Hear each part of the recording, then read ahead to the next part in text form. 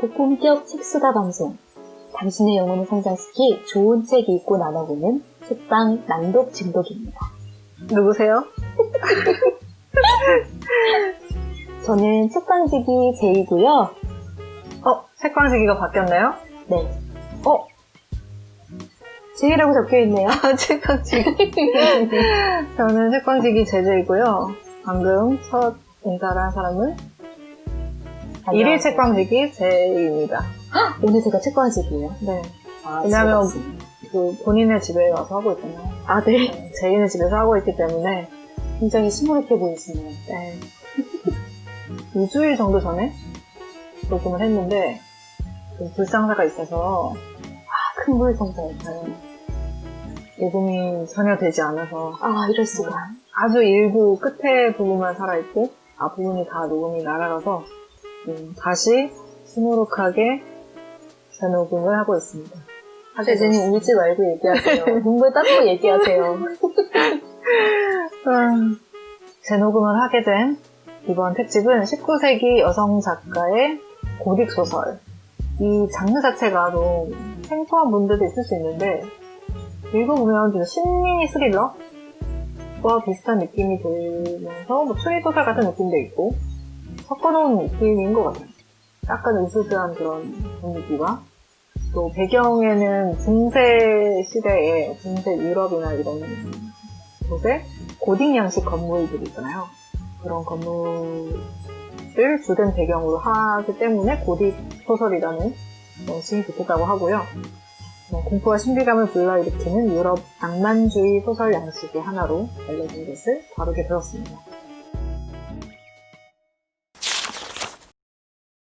사실 처음에 이거 읽고 계속 막 저를 닥달하셨잖아요.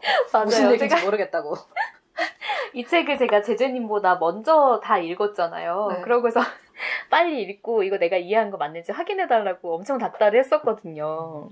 근데 이게 약간 우리 머리로 서로 확인하는 게 의미가 없는 아, 맞아요. 그런 느낌이 있었어요. 맞아요. 저희도 막 구글 같은 데도 막 뒤져보고 막 이런 해석을 좀 전문적으로 하는 분들의 도움을 받아야 될 것 같은.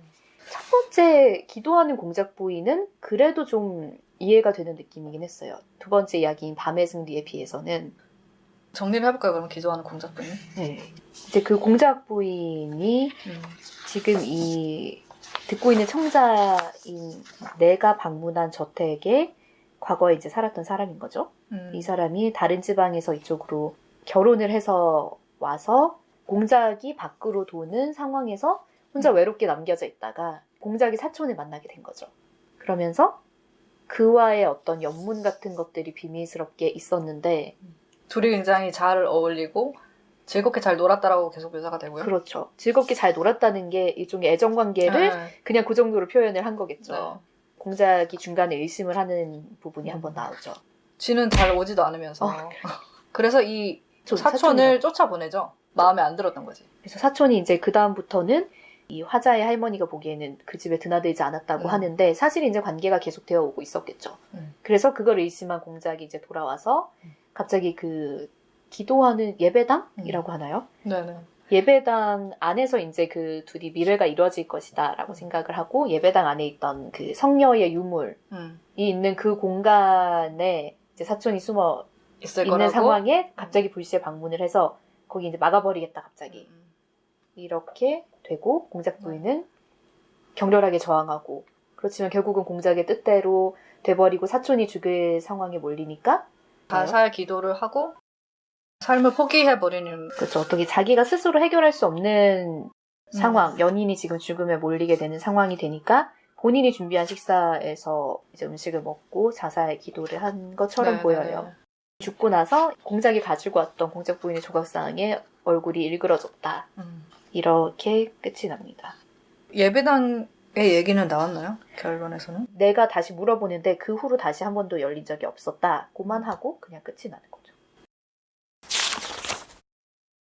거철한 표피에 인접해 흐르는 삶의 분명하고도 확실한 여운인 법이다. 근데 아무렇지 않게 써놓은 것 같긴 하지만 나중에 다 결말까지 읽고 나서 다시 보면 왜 이런 걸 썼는지 좀 알기도 할 것 같은 그런 그런 것들이 있긴 있더라고요. 곳곳에. 아, 네, 정말 다시 보니까 집 묘사가 정말 세세하네요. 배경 안으로 우리가 영화를 보듯이 들어가 그렇죠. 있는 그런 느낌이 들죠. 이 두 번째 문단에서도 보면 낡은 프레스코아가 걸린 로지아에 서서 내려다보니 사이프러스로 만든 사다리가 길목을 막아섰고 공작의 문장이 새겨진 방패와 문가에 놓인 깨진 화병에는 그늘이 져 있었다. 정오의 햇살이 정원과 분수대, 포르티코와 인공덩굴을 비췄다. 청록색 이끼는 곱게 빻은 금가루처럼 난간 아래를 드넓게 장식했고 포도밭은 언덕에 붙들린 광활한 골짜기 앞에 엎드려 절하듯 펼쳐져 있었다. 이게 지금 묘사의 아주 일부분일 뿐이거든요. 디테일에 아주 끝판왕. 아, 굉장히 디테일해요. 청록색 이끼가 곱게 빻은 금가루처럼 이런 묘사들. 저는 궁금했던 게 이 이야기를 듣고 있는 청자인 나는 이 집을 왜 방문한 건지는 끝내 안 나오는 거죠. 내가 이 저택을 방문을 해서 그 저택에 있던 노파가 전해주는 할머니의 주인이었던 공작 부인의 이야기가 되는 거잖아요. 이 조각 때문에 온 게 아니었었나요? 조각으로 그래서 뭘 하려고 하는지, 이 사람이 왜 방문을 했는지 그것까지는 생각해보지 않았네. 저는 계속 사실은 처음에 읽으면서 이곳을 방문한 그 주인공, 그 주인공이라고 이야기에 하기도 주목했구나. 뭐하지만 이곳을 방문한 이 사람에게 저는 집중을 하고 이입을 했었기 때문에 그래서 더 따라가기 힘들었던 것도 있는 것 같아요. 그래서 이 사람은 왜 왔지? 그래서 이 사람이 얘기를 왜 듣고 있지? 이게 중간중간 계속 머릿속에 있더라고요. 신선한 관점이네. 아, 그래요? 저는 그게 하나도 궁금하지 않았거든요. 이 사람의 목적이 그래서 뭔데? 그래서 이 얘기를 들어서 뭐 어떻게 됐는데? 그게 해소가 하나도 안 되니까. 그러니까 본인 딴에는 이런 이야기를 들었는데 이게 흥미롭기 때문에 기록을 하는 그런 느낌? 굳이 네. 따지자면? 미스터리하고.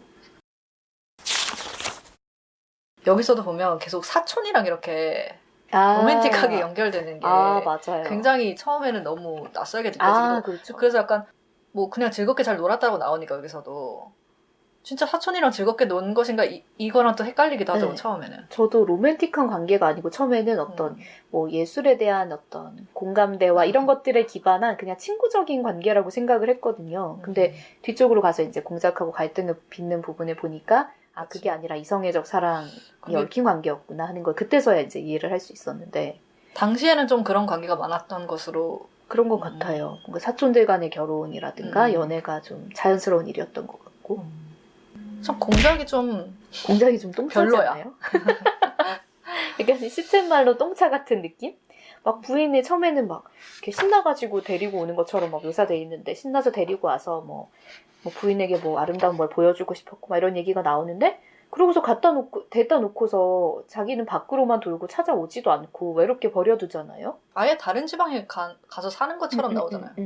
거의 오지 않고 부인은 그냥 혼자 생활을 하고 있고 근데 이런 상황에서 그러니까 부인이 어떤 마음을 줄 다른 대상을 찾는 것을 이 사람이 비난을 할 자격이 있나 이렇게 당연히 생각이 되기는 하는데 그게 또 요즘 생각하기로는 그렇지만 그 당시에는 또 약간 소유물처럼 생각하는 상황이니까. 그쵸. 네가 어떻게 감히 나를 배신해 이렇게 되는 거죠. 네. 근데 이게 지금 상황이라고 해도 솔직히 충분히 이렇게 나올 수 있을 것 같은? 그렇죠. 사실은 그런 식의 어떤 적반하장으로. 범죄라든가 또 굉장히 많이 이루어지잖아요. 좀 뭐 경찰 사건 사고 같은 걸 봐도 그렇고 뭔가 본인이 가정에 불충실했으면서 근데 이제 여자가 어떤 가정을 배반하는 것처럼 자신이 배반하는 것처럼 느껴진 일을 벌였을 때 본인이 그치. 잘못한 걸 생각하지 않고 네가 어떻게 너는 이러면 안 되지. 이런 지금 나 식으로. 노래 가사 생각났어요. 내가 바람던 너는 절대 뛰지 마. 그거잖아. 그렇네요. 맞아요. 내가 사유를 제공했건 말건 그거는 관심 없고 너는 무조건 나에게 충절을 지켜야지. 그래서 여기서 마지막에 공작이 와서 이제 굉장히 화를 내잖아요. 자기 사촌이 사실 거기 있다는 거 이 사람은 알고 찾아온 거 아니에요, 지금 정황상. 알고 그 문을 막아버리려고 찾아온 거인데, 근데 이 사람이 이렇게까지 화를 낼 자격이 없지 않나. 그걸 아는 자였으면 애초에 이런 식으로 내버려 두진 않았겠죠. 그렇겠죠. 아예 그냥 너 자유롭게 살게 떠나가라고 하든지 자기가 마음이 이제 없으니까. 공작 부인을 안타깝게 여기게 하는 그런 효과는 있었던 것 같아요. 공작이 굉장히 그렇게 파렴치하게 본인의 잘못을 생각하지 않고 화를 내므로써 공작 부인이 그럴 수밖에 없었던 상황에 놓여 있음을 또 굉장히 많이 묘사하잖아요. 독자들도 공작 부인으로선 그럴 수밖에 없었던 상황이야라는 걸 앞서 다 이해를 했기 때문에 공작 부인이 더 이런 상황에 처했을 때 안타깝게 여기게 되는 효과는 있었던 것 같아요. 그러니까 이런 게 제 생각에는 여성 작가가 쓰니까 이런 것들을 좀 더 잘 그려낼 수 있다. 남성 작가였으면 굳이 이렇게 묘사하지 않을 수도 있고 달랐을 수 뭔가 있겠네. 공감이 가능하도록 쓰지 않았을 수도 있다는 거죠. 여자의 시선으로 입장에서 보는 작품들도 필요하다는 생각이 들게 하는 대목이기도 한 것 같아요. 밤의 승리, The Triumph of Night. 이거는 이제 이 편집자분이 쓴 글에서도 봤는데 살짝 브로맨스, 이 둘의 케미에 주목해서 보세요 이렇게 써놨더라고요. 그러니까 젊은 프랭크 라이너랑 이 남자 주인공 팩슨. 네, 그 둘의 브로맨스라는 말씀이시죠? 둘의 케미스트리라고 얘기를 하더라고요. 그래요? 저는 그런 요소는 잘 못 느꼈는데 또 그렇게 볼 수도 있겠네요. 라이너라고 하는 이 사람과 주인공 간의 연대의식이라고 해야 되나? 그런 게 좀 있으면서 중간에 살짝 빌런 느낌으로 삼촌. 그쵸. 레빙턴 씨, 네. 존 레빙턴 맞나요? 그 사람이 등장하면서 결국 결말에서는 주인공인 내가 이 라이너 씨를 지키지 못했다. 라고 하는 것으로 이제 가면서 막 멘붕에 빠지는 걸로 결말이 나거든요. 저 생각해보니까 중간중간에 이제 팩슨이 라이너 씨를 어떤 좀 연민하고. 연민한다 그래야 돼. 그런 식의 표현이 굉장히 많이 나왔었던 것 같긴 해요. 뭐 아파 보이고 창백해 보이고 그치. 뭐 안쓰러워 보이고 이런 식의 묘사들이. 배경이 여기가 뉴욕이었나요? 되게 추운 지방인데 네. 추운 지방에 우연히 이 주인공이 여기로 오게 되죠. 네. 원래는 이제 다른 목적지로 가야 하는데 네.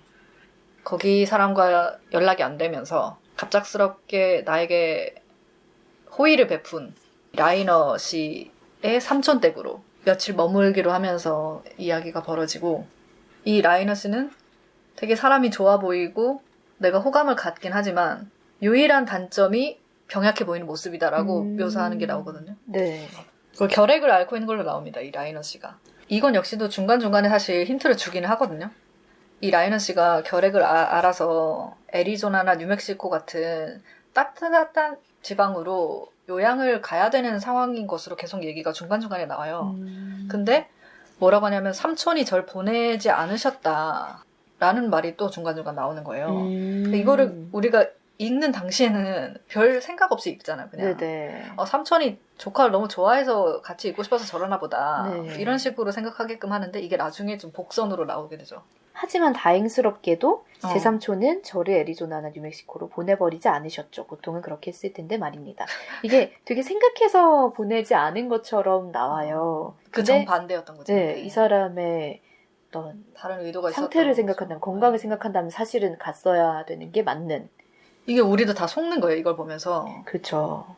보통이 사실은 이 정상적인 사람들의 그것인데 이 추운 지방에 라이너 씨를 데려다 놓음으로써 건강이 회복되지 못하도록 했던 의도가 있었습니다. 그렇죠. 결핵 걸린 사람을 이렇게 막 눈보라가 몰아치는 지역에서 계속 살게 한다는 건 상식적으로 생각해도 건강에 좋지 않을 것 같기는 하죠. 왜 건강이 회복되지 않는 것을 원했을까?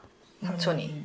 그게 이제 마지막에 가서 나오는데 그렇죠. 근데 그 부분을 중간에 읽으면서는 사실 생각할 수 있는 지점이 아니었어요. 생각할 수가 없어. 네, 중간에는 오히려 막 레빙턴 씨가 좀 어딘가 좀 석연찮긴 해도 어쨌든 인자해 보이고 이런 인물로 등장을 하잖아요, 초반에. 그 점에서 앞에 이제 그 프랭크 라이너 본인도 삼촌이 나를 굉장히 신경 써준다, 버리지 않았다 이런 식으로 얘기한 것과 맞물려서 레빙턴 씨를 초반에는 저는 의심을 하지 못했거든요. 어떤 나쁜 의도가 있을 거라고. 그래서 그의 뒤에 어떤 검은 형상이 나타난다고 했을 때도 그게 이제 결과적으로는 레빙턴 씨 본인의 어떤 악이라고 해야 되나? 그게 너무 커서 그런 게 형상화돼. 예, 그쵸. 그런 게 형상화된 것인데 그게 아니고 저는 오히려 레빙턴 씨를 해하려고 하는 형상인가? 이렇게 생각을 하기도 했었어요. 실제로 다른 어떤 정체가 있었다. 네, 실제로 뭐 유령이라든가 이런 것이 레빙턴 씨의 뒤에만 서 있는 게 이제 그를 해치려고 하는 것 아닌가? 이렇게 생각을 하기도 했었어요. 그것만 보면은 약간 유령 이야기 같이 네. 느껴지게 하는 함정이 또 있었는데 이게 결국에는 신호였다는 것을 나중에 가서야 알게 되는 거죠. 이 주인공이 이 레빙턴 씨한테 뭔가 경계할 만한 지점이 있다. 빌런으로서의 뭔가가 있다는 걸 내가 간파하고 뭔가를 내가 했다면 라이너 씨가 죽지 않게 둘 수도 있었을 텐데 이렇게 후회하는 장면이 나옵니다. 근데 이게 그걸 이제 끝부분에 가서는 이게 어떤 레빙턴 씨의 악의가 담긴 형상이라는 걸 좀 힌트 같은 걸 좀 주는 게 저녁 식사 자리에서 프랭크 라이너가 이제 얘기를 하잖아요. 뭔가 말을 할 때 조금 뭐 마음에 안 드는 그런 그러니까 레빙턴 씨 기준에서 좀 마음에 안 드는 얘기를 할 때 그 뒤에 형상이 프랭크 라이너를 뭐 계속 노려보고 있다든가 이런 식의 설명이 나와요.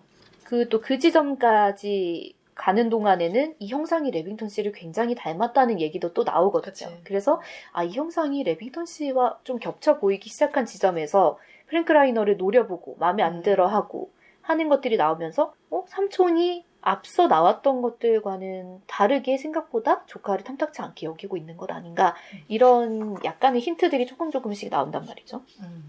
그리고 이 유언장을 쓰는 장면이 나오는데 이 젊은 프랭크 라이너의 유언장이란 걸 알면 그치. 이 사람이 죽을 거라는 어떤 일종의 플래그 그쵸. 그러니까 그렇게 볼 수 있는 건데 굳이 이 장면을 넣은 이유가 있을 거란 말이죠. 유언장에 대한. 그리고 보면은 삼촌이 레빙턴 씨가 되게 조급해하는 그런 느낌을 준단 말이에요. 뭐 인장이 없다고 하니까 인장을 가진 자가 없냐고 계속 조급하게 독촉을 하고 빨리 유언장을 어떻게 마무리를 하고 싶은 그런 상황. 그것도 그렇게 볼 수 그런 게 있겠네요. 좀 읽을 때 느껴진다는 거죠. 몰랐는데. 왜 근데 이걸 원했을까? 유일한 혈족이라는 게 나오죠. 혈육. 네, 그쵸. 라이너 씨가 죽었을 때 유산을 다 받을 수 삼촌이 있는 가지게 되는 그런 구조임이. 근데 이게 이때는 안 나온단 말이에요. 그러니까 맞아요. 이해하기가 힘들지 당연히. 이게 나중에서야 완전 나와요. 이야기의 끝에 가서야 나오잖아요. 팩슨 씨는 이미 이 지역을 다 떠나고 이제 이 일을 잊어버리고 살고 있던 와중에 신문에서 우연히 봤는데 이 이야기를 그때서야 그게 그때 그 일이었구나를 팩슨이 그때서야 이해함과 동시에 독자들도 그때서야 이제 앞에 힌트들을 이해를 할 수 있게 된단 말이죠. 근데 그렇게 해야 이제 끝까지 보게 만드는 건 있겠죠. 기술적으로 잘 쓴 것 같긴 해요. 그렇게 따지면. 근데 사실 저는 맨 끝까지 처음에 읽고서도 단번에 이해는 읽고서도? 못했어요. 이게 퍼즐 맞추듯이 다시 한번 이렇게 가봐야지 이야기가 이해되는 그런 거긴 하죠. 존 레빙턴 씨가 기업 구조조정을 기획 중이었고 1천만 달러라는 거금을 자기의 비용으로 충당할 계획이었다. 근데 이게 굉장히 거금이고 이걸 조달을 못해서 존 레빙턴이 이제 부도를 맞을 수도 있는 위기 상황이 있었던 거죠. 레빙턴 씨는. 그렇기 때문에 굉장한 돈이 필요했고 그 돈을 얻을 수 있는 수단이 이제 조카의 죽음이었던 거죠. 근데 그러니까 팩슨 씨가 후회를 하잖아요. 끝에 가서 내가 그날 뭔가 중지를 시켰어야 했는데. 그래서 팩슨 씨가 중간에 이제 두려움을 이기지 못하고 뛰쳐나가잖아요. 저택에서. 너무 무서워서. 네, 무서워서 뛰쳐나가면서 그러지 말고 그 집에 머물러 있으면서 그 사람을 따뜻한 지역으로 요양 보내라든가 이렇게 그치. 프랭크 라이너를 살릴 수 있는 어떤 제안이나 도움을 줬어야 했는데 하고 이제 후회를 하는 거죠. 그런 트라우마가 생길 법도 한 게 자기가 도망침으로써 삼촌은 어떤 기회다라고 생각을 한 거예요. 그래서 막 불같이 화를 냈다고 하죠. 팩슨 씨가 뭔가 우리가 잘못을 해서 마음에 안 들어서 나간 거니까 너가 빨리 가서 데리고 와라. 그 아픈 사람을 보내면 되겠냐고 그 상황에. 결핵 걸린 사람한테. 나가려면 자기가 나갔어야지. 그쵸. 결핵 걸린 사람을 눈길에 내보내가지고 뭐 어디 있는지도 모르는 손님을 다시 찾아와라 한 건 사실은 이제 죽음으로 떠밀었다고 볼 수 있는 거죠. 있죠. 이 책을 휴양지에서 봤다면 어땠을 것 같아요? 근데 미스테리한 묘사가 많아서 좀 등골이 서늘해지는 시원해지는 느낌을 받았을 것 같기는 해요. 근데 이제 이야기 다 읽고 났을 때 이해가 안 돼서 열이 더 오를 수는 있지 않나. 그런 생각이 드는데 이게 이해가 안 되니까 답답하더라고요. 이게 이 장르의 특징인 것 같기도 해요. 우리가 고딕 소설보다는 추리 소설에 더 익숙하잖아요. 그러니까 추리 소설이랑 확실히 다른 것 같아요. 맞아요. 추리소설은 뭔가 해결이 되고 그때 그게 무슨 의미였어 라고 명료하게 제시를 해주는데 이건 그렇지 않잖아요. 그러니까 그 결말에 갔을 때 트릭과 범인을 알아내면서 모든 게 끼워 맞춰지는 그 희열 하나를 맛보기 위해서 끝까지 읽는 거잖아요. 추리 소설은. 그렇죠. 근데 이거는 그게 없다는 거죠. 네. 이런 작품은 그냥 그 분위기와 그 순간순간을 같이 몰입해서 즐기는 그런 쪽에 좀 더 초점이 맞춰 있는 것 같아요. 근데 그래도 이디스 워튼이 어쨌든 좋은 작가라고 생각을 했던 게 그런 묘사들이 실제로 독자를 이야기 속으로 확 끌어당기는 것 같기는 해요. 정말로 그 대저택에 내가 있는 것 같은 맞아요. 그런 느낌을 이 정도의 묘사는 정말 뭐 시대를 막론하고 잘 못 본 것 같긴 하네요. 네. 그래서 이디스 워튼이 퓰리처상을 수상을 할 수가 맞아요. 있었던 여성 거겠죠? 최초 퓰리처상 수상자라고 하고요. 저는 이제 이분이 가장 유명한 작품이 순수의 시대인데 네. 보셨어요? 순수의 시대? 저는 영화로만 봤는데 아. 비행기에서 해주길래 그게 이제 뉴욕으로 출장을 가는 비행기였는데 네. 이제 뉴욕 배경이라 그런지 그걸 해주더라고요. 너무 재밌게 봐서 그 작가였다는 걸 알고 되게 흥미가 더 생기기도 했죠. 근데 그건 이제 뉴욕 상류층의 젊은 남녀의 로맨스를 다룬 것이었고 그 뉴욕 상류 사회의 풍경을 굉장히 섬세하게 그렸다. 그래서 그걸로 되게 유명해진 분인데 이 사진으로 보면은 되게 상류층 사람같이 보여. 강아지 2마리를 무릎에 강아지 2마리를 이렇게. 이디스 워튼은 이제 뉴욕의 부유한 상류층 가정에서 태어난 분이었다고 하는데 확실히 이 작품에서 느껴지는 게 상류층의 이야기를 참 잘 쓴다라는 느낌을 저는 받았거든요. 그러네요. 공작 부인의 이야기 그리고 저쪽 레빙턴 씨네는 부유한 사업가. 그러니까 본인이 그런 환경에서 자랐으니까 그 얘기를 잘 아는 거죠. 반대로 자기가 경험해오지 못한 서민들의 이야기를 쓰기는 또 힘든 거죠. 아, 연관이 있겠네요, 모르니까. 확실히. 네. 그래서 상류층의 어떤 대표적인 그 여성 작가라면 그렇지 않은 루이자 메이 워컨. 루이자 메이 워컨님은 계층에 있어서 좀 더 스펙터클하다고 해야 되나? 그렇죠. 그런 게 느껴지는 게 또 재밌죠. 그 평생 가난하게 실제로 살았다고 네. 하더라고요. 가족의 생계를 책임지면서. 언제나 돈 버는 것 그것에 늘 집중을 해서 있었고 그게 이제 작은 아씨들에서도 보면 매그가 가장 인상적으로 하는 대사가 그거잖아요. 돈이 좀 많아봤으면 좋겠어 이러면서 항상 바느질 같은 거 하고 부유한 친구들과 어울리면서 느끼는 그런 어떤 상대적 박탈감도 굉장히 그런 크게 거 느끼고. 하고 뭐 옷감 하나 비싼 거 샀다고 막 전전긍긍해하고 그런 게 이제 자기 자신의 그게 투영이 됐을 텐데 그런 이제 다양한 경험을 해봤던 것이 작품으로 잘 드러나니까 네. 읽는 재미가 확실히 있는 그런 작가였던 것 같아요. 그렇죠.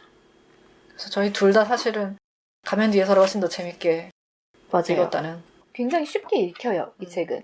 그러니까 일종의 대중적인 느낌도 있고 뭔가 막장 드라마 같은 걸 볼 때 막 빨려 들어가듯이 뭐 어머 이러면서 몰입해서 보게 되잖아요. 맞아요. 그게 이 책에서는 소설에 정말 빨려 들어 뭐야 다음 장이 궁금하게 만드는 그런 소설이었기 때문에 약간 원조 막장 같은 느낌이 있는 것 같아요. 확실히. 그 이야기 자체가 밤의 승리에 비해서 드라마틱하죠, 훨씬. 지금 우리가 보는 많은 로맨스 작품들의 원조가 영국의 오만과 편견? 그 작가 누구였지? 제인 오스틴이요. 제인 오스틴이 로맨스의 시초? 구조를 딱 확립을 하고 그 이후에 계속해서 그 변주들이 나왔다고 하잖아요. 네네. 그 막장의 원조 같은 느낌이 전 들었던 것 같아요. 이걸 보면서. 굉장히 자극적이에요, 사실. 무슨 막 사기, 거짓 결혼, 뭐 수단과 방법을 가리지 않죠. 네, 약물, 정신병, 뭐 살인, 뭐 이런 이야기들이 그냥 아무렇지 않게 등장하는. 근데 이 시대를 생각하면 얼마나 급진적으로 느껴졌을 아, 것인가. 그렇죠. 네. 실제로 굉장히 급진적으로 받아들였다고 하고 이런 작품들을 루이자 메이 워컷이 실명으로 쓰지 못했죠. 아. 필명으로 썼습니다. 그리고 그걸로 생계를 많이 해결했다고 하는.